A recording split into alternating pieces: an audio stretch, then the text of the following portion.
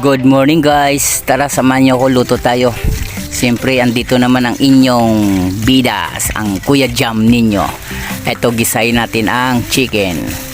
Yan, sangkot siya natin para lumabas ang natural oil niya. At siyempre guys, ilalagay natin ang mga sangkap. Uy, nakita ninyo, may curry powder. So ngayon, alam nyo na yan kung ano, chicken curry yan guys. At ito, sikwisikin natin ng saglit. Yan, araw-araw talaga guys, ganyan ang trabaho natin, luto. Kailangan sa loob ng 2 hours tapos lahat ng luto. Kaya dami nang kumakain dito, sunod-sunod ng kain. Ayan guys, kumusta nga pala sa inyong lahat dyan mga followers ko.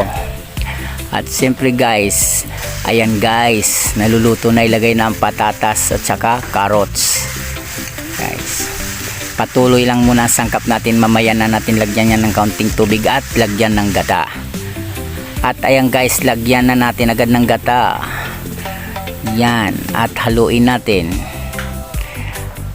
Dagdagan ulit natin ng kaunting tubig. At ayan, siyempre takpan na natin. At siyempre, eto na ang finished product natin. At tinan nyo ang mga luto natin guys. Ang dami niyan guys, kompleto na lahat.